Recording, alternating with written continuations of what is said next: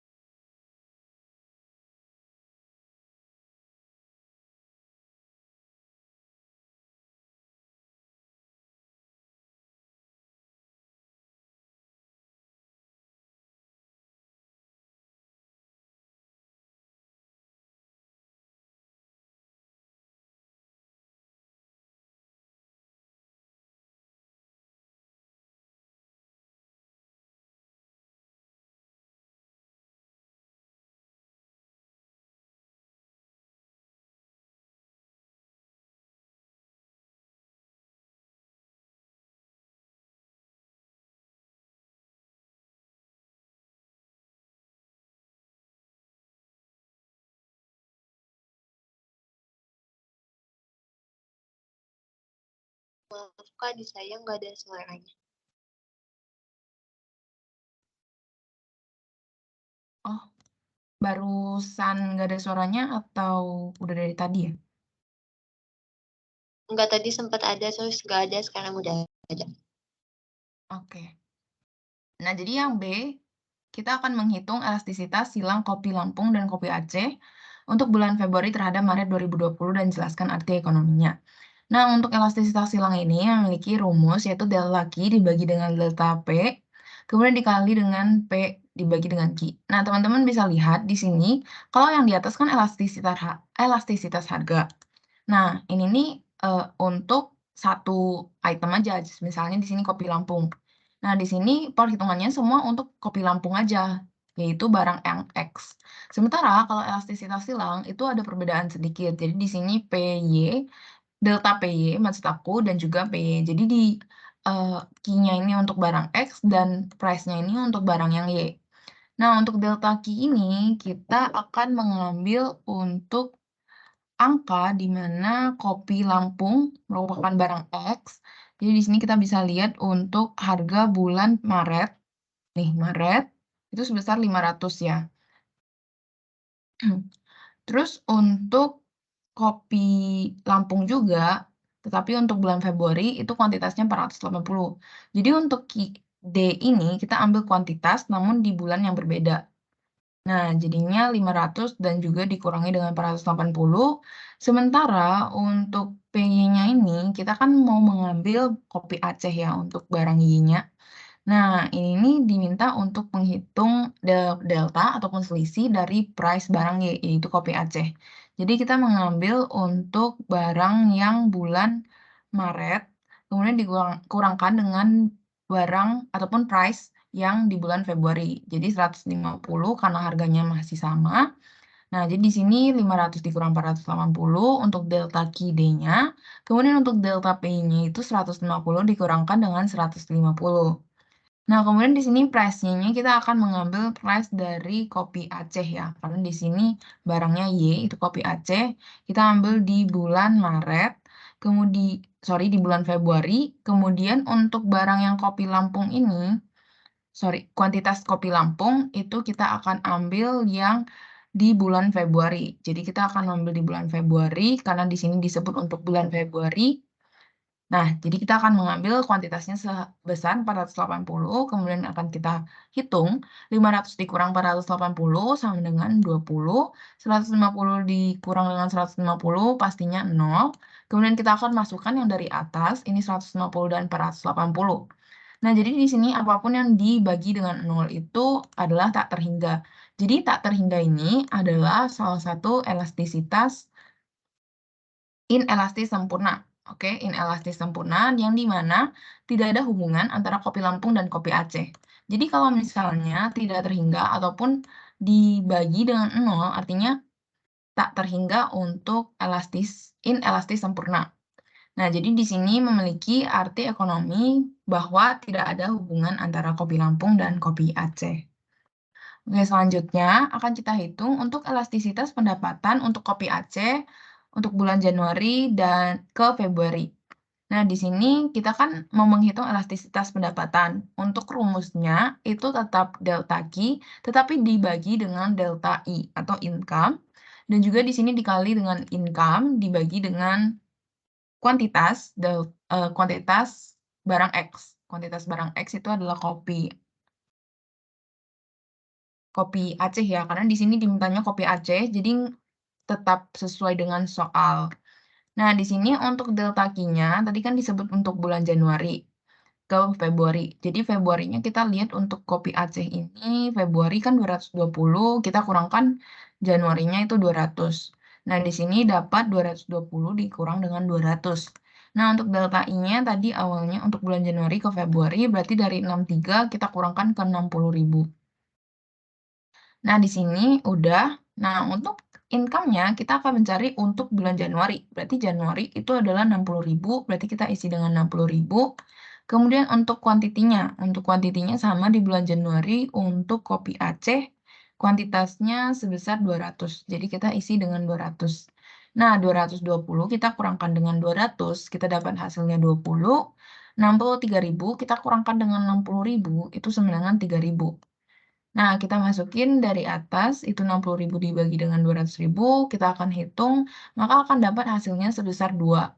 Nah, di sini kan teman-teman lihat kalau misalnya ini 2-nya udah positif, sementara yang ini 2-nya negatif. Nah, kalau misalnya yang di sini pendapatan, itu nggak kita mutlakkan walaupun dia negatif. Karena kalau kita lihat dari ini elastisitas pendapatan, itu tuh kita akan hitung juga karena negatif. Jadi di sini khusus untuk elastisitas harga akan kita mutlakkan. Sementara elastisitas lainnya nggak kita mutlakkan ya teman-teman. Nah, jadi kalau dua ini berarti kita bisa mengambil arti ekonomi, yaitu jika pendapatan naik sebesar 100%, maka kita kalikan 2 berarti 200%, maka pendapatan kopi Aceh naik sebesar 200% ceteris paribus. Nah, kalau misalnya kita lihat di sini kan angkanya 2. Nah, kita bisa lihat di elastisitas pendapatan. Nah, di mana barang tersebut dikategorikan sebagai barang mewah ya. Nah, jadi kita bisa bilang kalau si kopi Aceh ini merupakan barang mewah karena elastisitas hilangnya dikategorikan termasuk dalam angka 2 gitu ya, di atas 1. Nah, kemudian yang untuk D akan kita hitung untuk elastisitas pendapatan kopi Lampung untuk bulan Februari ke Maret dan jelaskan hasil temuannya. Oke, jadi di sini sama kayak yang C tadi. Jadi kita bisa lihat di sini kan QD untuk kopi Lampung, delta Q. Delta Q untuk kopi Lampung di mana Februari ke Maret. Berarti Maretnya itu QD-nya ada 500, kemudian untuk Februarinya itu 480. Berarti 500 dikurang dengan 480. Nah, kemudian untuk delta I-nya kita lihat Februari ke Maret. Berarti Maretnya 66.000, Februarinya 63.000. Jadi kita masukin 66.000 dikurang 63.000. Kemudian untuk delta, maksud aku untuk I-nya, income-nya, itu di sini diminta untuk bulan Februari. Kita masukin untuk yang Februari 63.000. Kemudian untuk KIDX-nya untuk bulan Februari kopi Lampung 480. Jadi kita di sini akan masukkan angka 480. Nah, kemudian kita hitung di sini 500 dikurang 480 hasilnya 20. Kemudian 66.000 dikurang 63.000 sama dengan 3.000, sorry. Kemudian 63.000 dan 480-nya akan kita langsung turunin aja. Nah, di sini akan kita hitung nanti untuk hasilnya akan kita dapat sebesar 0,875 sekian. Nah, ini kalau misalnya kita bulatkan dua angka di belakang koma itu jadinya 0,88. Nah, di sini kan elastisitas pendapatan. Kalau kita lihat tadi di PPT, itu nilainya positif tetapi lebih kecil dibandingkan angka 1. Nah, berarti di sini artinya merupakan barang normal atau kebutuhan pokok. Nah, jadi kita di sini barang normal atau kebutuhan pokok ya, teman-teman. Nah, untuk arti ekonominya sendiri, kalau misalnya pendapatan naik sebesar 100%, maka permintaan kopi Lampungnya hanya naik sebesar 88%, ceteris paribus. Nah, ini karena teman-teman bisa lihat ini dua ini semuanya sama-sama positif, tapi bisa dilihat kalau satu itu lebih besar daripada satu dan yang lainnya itu lebih kecil ataupun di bawah satu. Nah, karena perbedaan tersebut akan memberikan perbedaan juga di jenis barangnya, yang satu barang mewah, yang satunya lagi barang normal. Nah, untuk nomor satu udah selesai. Kira-kira teman-teman ada yang mau ditanyakan dulu sebelum kita lanjut ke nomor dua? Ci mau nanya dong. Iya, boleh. Yang bagian A tadi eh, itu harus dimutlakin ya. Iya, kalau misalnya dia minus. Jadi kita harus lihat dari angka ini, apakah dia elastis ataupun non-elastis, inelastis gitu. Tapi dosen aku bilang nggak usah dimutlakin. Kalau nggak dimutlakin, apakah jawabannya sama, Ci? Jawabannya bakal sama, tapi tergantung dosen masing-masing. Kadang ada yang mintanya nggak mau dimutlakin gitu. Oke, Gimana? makasih, Ci. Oke, sama-sama. Ada lagi sebelum kita pindah ke soal nomor 2?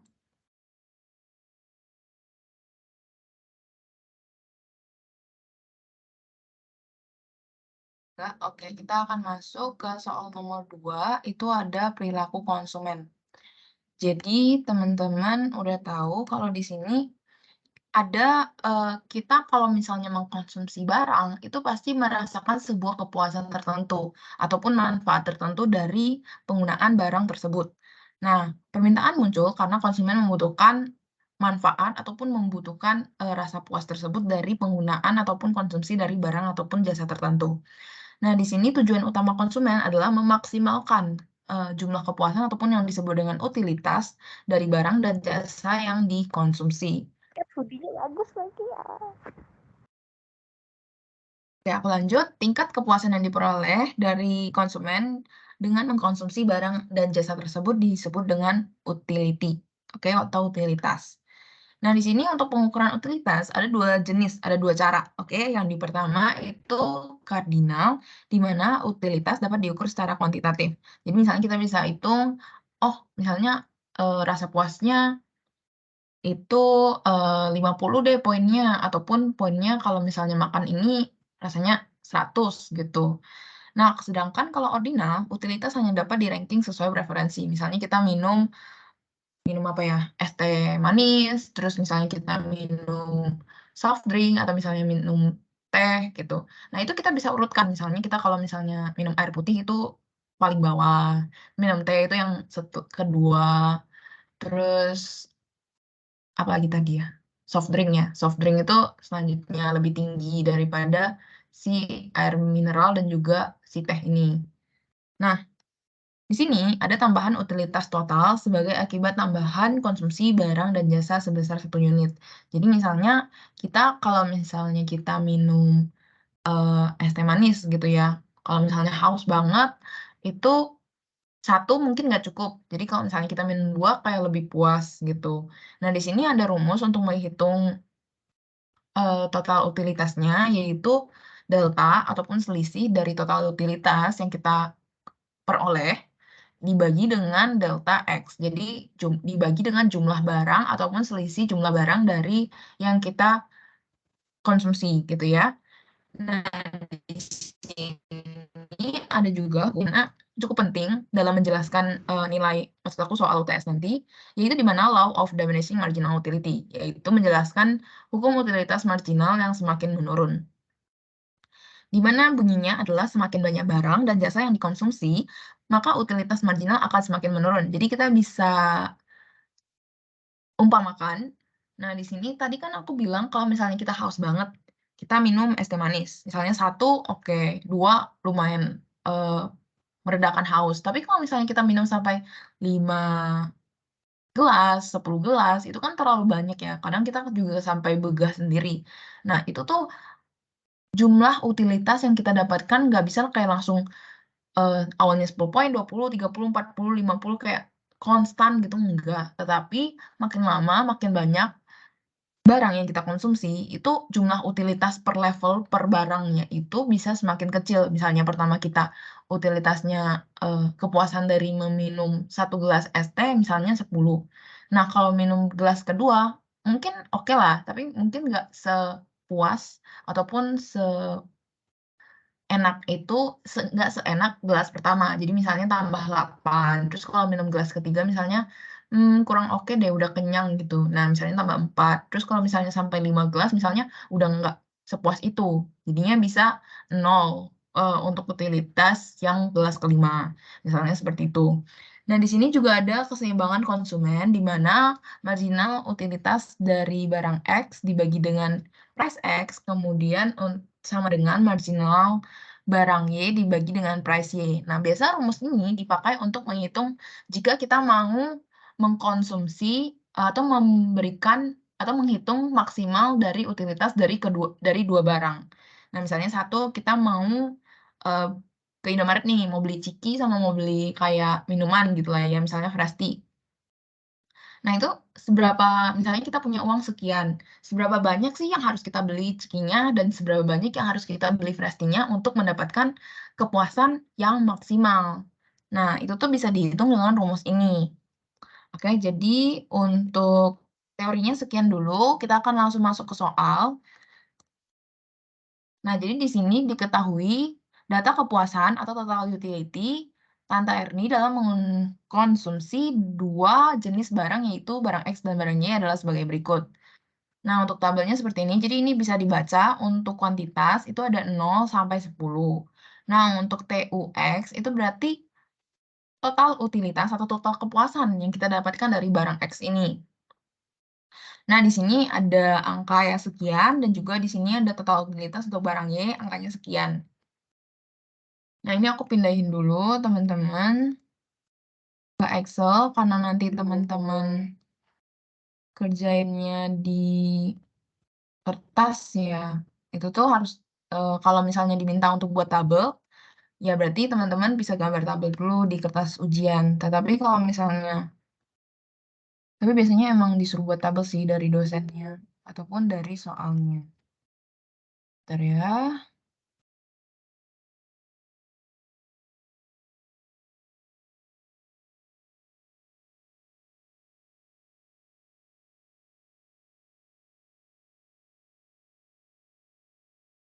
Oke.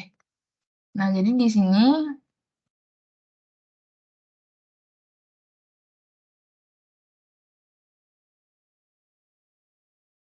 Oke, jadi di sini kita lanjut aja di mana harga barang X sebesar $15 dan juga harga barang Y $5. Jadi di soal itu selalu menyebutkan harga barang X ini dan harga barang si Y dan juga income-nya berapa. Jadi dari income ini kita akan hitung berapa banyak barang X yang dibeli dan juga barang Y yang dibeli.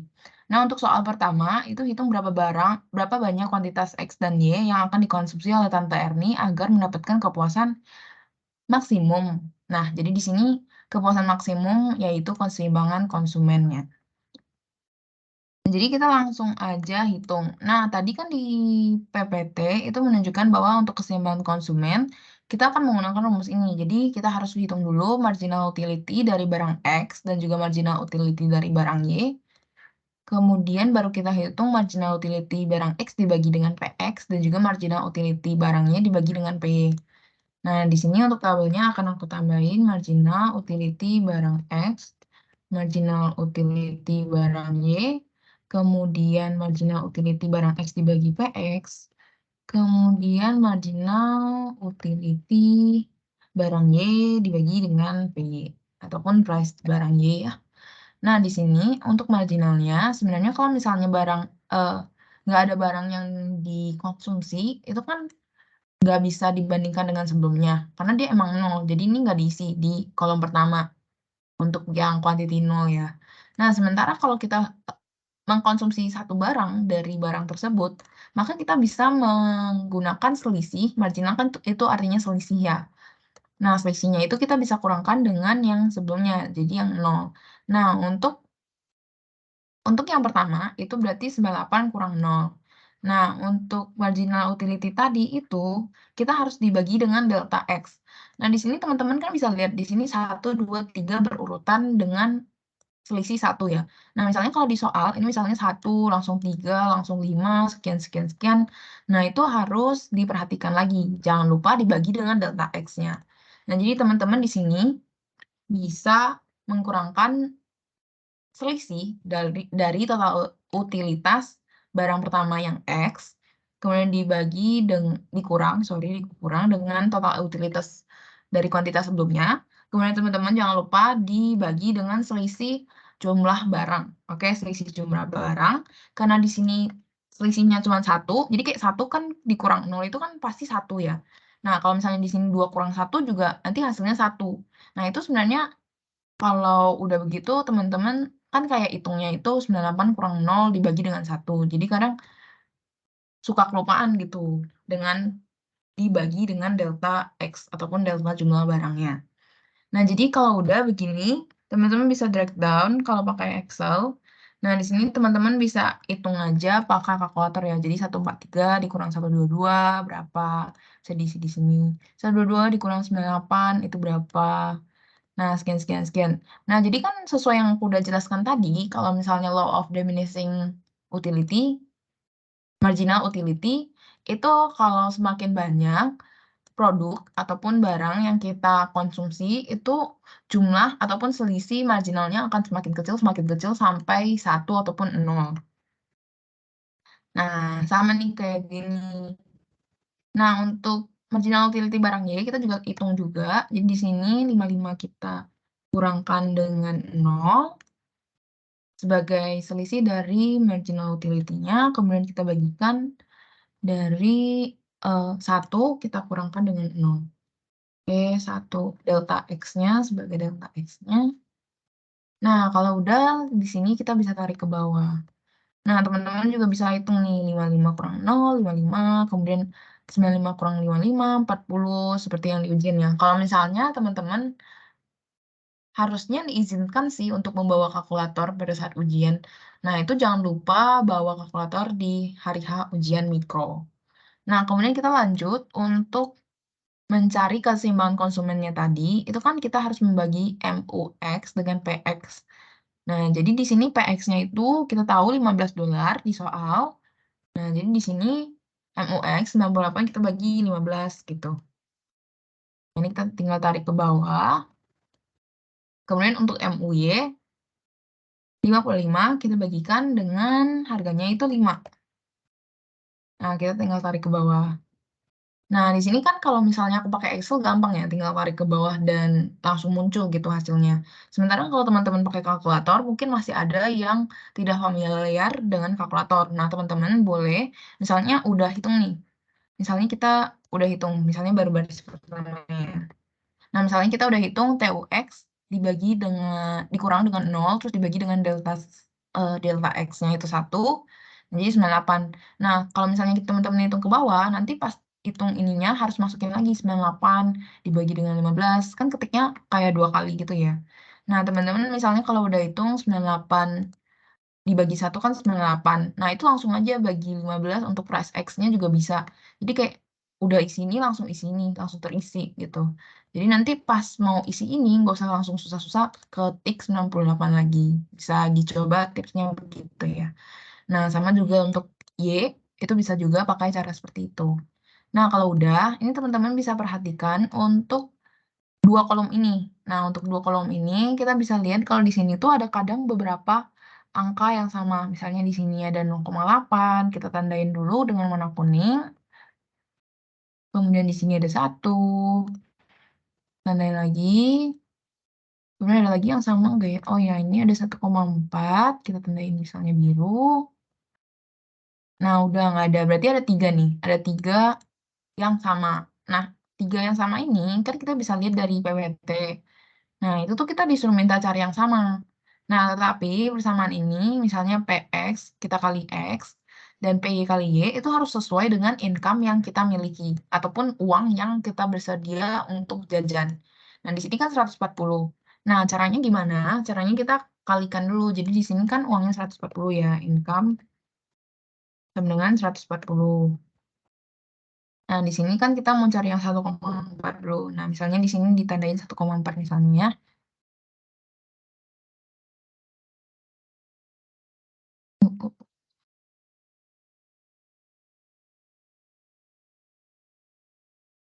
Nah, misalnya kita mau cari yang 1,4-nya. Nah, di sini teman-teman bisa masukin PX dikali X. Jadi kita bisa lihat price X itu kan tadi berapa? 15. Nah, kita kalikan dengan price X 15. Kita kalikan dengan barangnya. Jadi di sini teman-teman lihat di baris yang sama, itu barangnya di angka 3. Berarti jumlahnya kok 3. Kemudian teman-teman tambahin untuk barang yang kedua. Di sini kan 1,4-nya itu untuk yang barang Y, itu ada di angkanya 8. Jadi untuk 8 kita kalikan dengan price-nya sendiri. Jadi itu ada 5. Nah, kita kali 5. Nah, di sini kita hitung. Jadi di sini kan 15 kali 3 itu 45. 8 kali 5 itu 40. Berarti 45 tambah 40 itu adalah 85. Nah, sedangkan income-nya itu 140. Uang yang kita sediakan untuk kita jajanin gitu sampai habis ya. Jadi kalau bisa teman-teman cari itu kombinasi barang X dan barang Y itu yang totalnya kalau bisa sampai 140 gitu. Nah, di sini kan cuma 85, jadi kayak kurang puas, padahal masih ada uang yang bisa kita jajanin lagi. Nah, kita akan mencari nih yang kombinasi angka lainnya. Jadi misalnya di sini kan ada 1, kita hitung yang kombinasi 1 ini bakal menghasilkan kepuasan, maksudnya bakal habisin income kita seberapa banyak sih, apakah akan pas 140 atau masih ada sisa gitu ya. Nah, jadi kita di sini hitung misalnya yang kalau persamaannya yang 1. Nah, di sini kita hitung untuk barang 1, yang barang X maksud aku, itu ada 5 kuantitasnya. Jadi 5 kita kalikan dengan 15 sebagai price dari X-nya. Nah, kemudian teman-teman tambahkan dengan barang yang kedua maksud aku angka 1 yang untuk barang kedua ini. Nah, jadi di sini ada 9 untuk kuantitas barangnya, 9 kita kalikan dengan price-nya itu $5. Nah, jadi di sini 5 kali 15 itu 75, dan 9 kali 5 itu 45. Jadi 75 tambah 45, itu 120. Nah, nggak sampai kan sampai 140. Nah, kita coba menghitung yang 0,8 ini. Oke, jadi kita hitung 0,8 ini. Nah, di sini kita warnain. Nah, untuk kombinasi barang ini, kita kan untuk barangnya itu kuantitasnya 6. Di sini kita isi 6 dan kita kalikan dengan price X-nya itu 15. Nah, kita tambahkan nih. Jadi di sini 0,8 yang untuk barang Y itu 10. Kita kalikan 5 sebagai harga dari barang Y-nya. Jadi 10 kali 5 sama dengan 50 ya. 6 kali 15 itu 90. Jadi 90 kita tambahkan dengan 50 sama dengan 140. Nah, udah sama nih yang income dan juga jumlah uang yang kita jajanin di kombinasi yang 0,8 ini. Oke, jadi aku merahin dulu sebentar. Nah, udah sama, berarti kita akan diminta untuk hitung berapa banyak kuantitas X dan Y yang akan dikonsumsi Tante Erni agar nah, ini kan ditanyakan kuantitas X dan Y-nya, teman-teman tinggal masukin aja. Jadi, nomor 1 kuantitas X-nya sama dengan barang X sama dengan berapa tadi? 6. Nah, sedangkan barang Y banyak 10.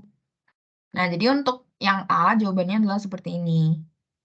Oke, kita lanjut yang B. Jadi jika income turun menjadi $85, sedangkan price X dan price Y tetap. Hitung keseimbangan konsumen baru dan juga hitung kepuasan total yang diterima Tante Erni dengan mengkonsumsi barang tersebut. Nah, di sini kan kita bisa lihat ya, kalau misalnya income-nya kita berubah jadi 85 sesuai soal. Nah, kita udah hitung nih tadi. Oh iya, kebetulan ada yang sama gitu ya, yang sama sesuai ketentuan dari soal. Jadi kita nggak usah kehitung lagi. Nah, tapi kalau misalnya ada yang nggak ketemu nih 85, misalnya ini 90 atau misalnya 130 gitu, teman-teman mungkin bisa mencoba menghitung lagi gitu ya. Nah, di sini karena 85, kita kan ditanyain buat keseimbangan konsumen baru. Nah, ini kan udah ya. Kemudian hitung juga berapa kepuasan total. Jadi di sini kan kita kepuasan totalnya untuk yang 1,4 ini itu ada di sini ya, sebentar. Nah, 143 untuk barang X, di mana barang X-nya itu yang 3. Kemudian untuk barang Y-nya itu ada di 211. Jadi kita tinggal hitung kepuasan totalnya. Kepuasan total. Nah, sama dengan 143 ditambah dengan 211 sama dengan 354. Jadi total kepuasan total dari income 85 ini sebesar 354. Nah, kemudian yang C, berdasarkan perubahan income tersebut, gambarkan pergeseran kurva permintaan barang X sebelum dan sesudah perubahan pendapatan tersebut.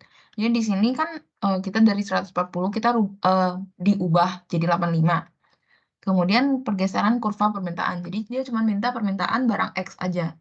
Nah, di sini teman-teman bisa bikin kurva. Sebentar.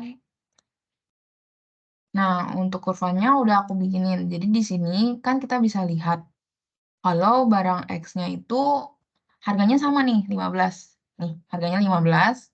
Nah, jadi teman-teman pertama pas saat membuat kurva, itu teman-teman bisa gambar ini dulu. Jadi garis pembantu yang untuk P dan juga garis yang Q. Kemudian jangan lupa tanda panahnya dan huruf P-nya dan juga huruf Q-nya. Dan juga gambar 0 di pojoknya. Di pojok ya, di pojok sudut siku-siku. Kemudian udah teman-teman gambar dulu nih, 2, 4, 6, 8, 10 ditandain. Kemudian di sini untuk price-nya ini bisa ini ya, pokoknya kali lipat, misalnya kali lipat 5, 10, 15, 20, sekian, sekian, sekian. Nah, kalau udah, teman-teman bisa garis ini secara horizontal, itu untuk harganya kan di 15. Nah, untuk harganya itu kan nggak berubah, jadi teman-teman bisa langsung gambar 15 dengan arsir-arsir, arsiran gitu. Kemudian untuk tadi, kita bisa lihat kalau barang di kuantitas barang pertama, income yang 140 maksud aku, itu kuantitasnya barangnya itu, barang X itu 6. Sementara untuk income yang kedua, kuantitasnya itu ada di 3. Oke, jadi di 3 dan di 6. Nah, di sini teman-teman bisa lihat, ini aku nandain 3, ya, 3 dan juga di 6. Jadi dibikin nih, untuk garis arsir di 3 kali $15, dan juga di 6 untuk $15. Nah, udah begini, teman-teman bisa gambar garis miring seperti ini. Kemudian teman-teman bisa tandain nih, misalnya di sini D1 untuk income yang pertama. Oke, D1 untuk income yang pertama. Jadi ada di 6 kuantitas barang X-nya, sementara yang untuk D2 yang income-nya berubah jadi 85 itu ada di 3. Nah, jangan lupa ditambahin garis pergeseran kurva. Nah, di sini setelah menulis D1 dan D2 itu harus ditulis. Jadi, ini kurvanya bergeser ke arah kiri karena income kita berkurang, mengecil gitu ya. Jadi, barang yang bisa kita beli ataupun demand terhadap barang tersebut mengecil ataupun menurun. Nah, mungkin sampai sini teman-teman ada yang mau ditanyain dulu soal utilitas. Untuk Word dan Excel-nya nanti akan aku share di Files ya, teman-teman. Kalau PPT-nya, Ci, di-share gak itu yang tadi? Iya, ntar aku share juga. Aku masukin ke Files. Ci. Iya. Kira-kira teman-teman ada yang mau ditanya? Ci mau tanya. Iya. Tadi kan kurvanya ke kiri kan, itu karena harganya di 140 ke income di 140 ke 85 ya. Itu iya, itu kan kalau misalnya income kita menurun merupakan salah satu faktor demand itu juga menurun. Tapi alasan utama kenapa kurvanya bergeser ke kiri itu karena emang dari kuantitasnya. Jadi teman-teman bisa lihat di sini kan awalnya dia barangnya 6. Kemudian yang kedua itu barangnya 3. Nah, ini aku tulis dulu barangnya 3. Terus tadi yang ini 8, G-nya 8. Nah, di sini kan kita bisa lihat kan awalnya itu 6 jadi ke 3. Jadi dia kayak mundurnya ke belakang gitu loh, ke kiri. Nah, itu kenapa dia gesernya ke kiri. Gitu. Makasih, Ci. Oke, sama-sama. Ada lagi?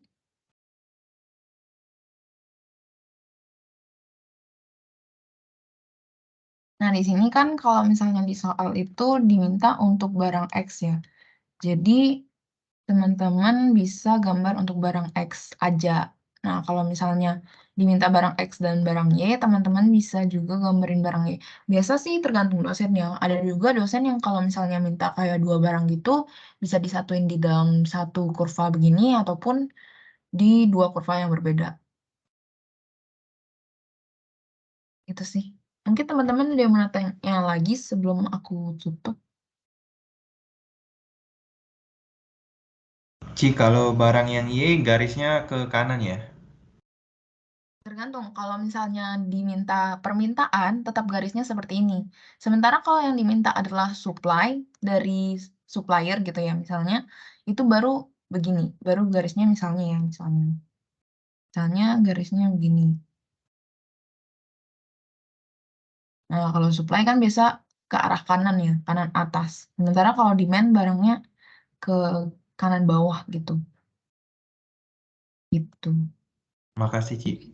Iya, oke, sama-sama. Jadi jangan lupa kalau emang demand itu selalu begini, miring begini ke bawah.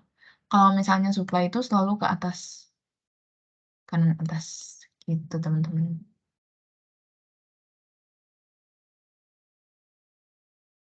Oke, jadi terima kasih untuk teman-teman semua yang udah hadir di mentoring online hari ini. Dan good luck UTS-nya, jangan lupa belajar. Kalau misalnya ada pertanyaan, boleh tanya aku lewat Teams. Thank you, dadah.